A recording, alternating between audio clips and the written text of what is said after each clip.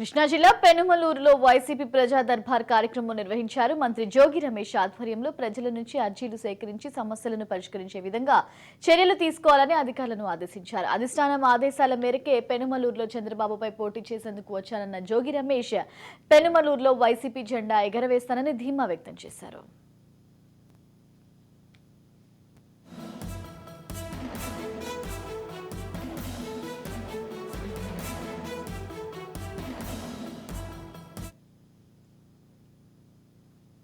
IVRS పెట్టి అభ్యర్థుల కోసం వేట మొదలుపెట్టారు చంద్రబాబు నాయుడు. అంటే నా పట్ల ప్రజలకున్న విశ్వాసం, వైఎస్ఆర్ కాంగ్రెస్ పార్టీ పట్ల, జగనన్న పట్ల ప్రజలకున్న నమ్మకం ఈ రోజున పెనమలూరు నియోజకవర్గంలో వచ్చినప్పుడు ఏ విధంగా నెగ్గాలి అని చెప్పేసి ఆలోచన చేశారు.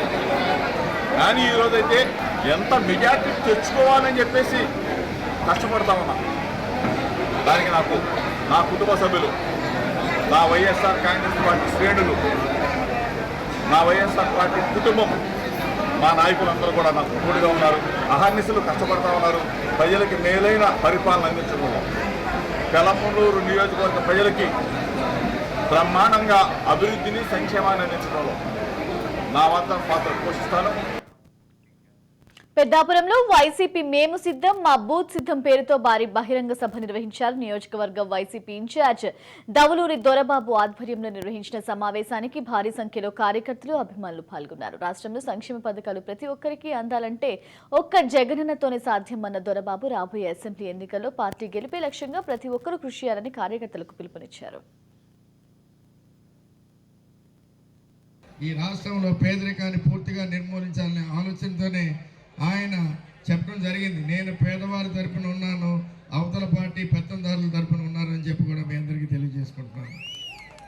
ఇలాంటి గొప్ప గొప్ప సంక్షేమ కార్యక్రమాలని ప్రతి గడపకి ఇచ్చిన జగన్మోహన్ రెడ్డి గారు మళ్ళీ ముఖ్యమంత్రి అయ్యే ఆవశ్యకత, బాధ్యత అందరి మీద ఉన్నది. ఎందుకంటే ఈ రోజున ఒక సర్పంచ్ లెవెల్లో అయితే కానీ, మండల లెవెల్లో అయితే కానీ, ఎమ్మెల్యే లెవెల్లో అయితే కానీ, ఎంపీ లెవెల్, ప్రతి లెవెల్లో కూడా మనం కేవలం జగన్మోహన్ రెడ్డి గారికి ప్రతి గడపకి మధ్యలో వారధి లాంటి వాళ్ళమని చెప్పి కూడా మీరందరూ కూడా గుర్తు చేసుకోవాలి.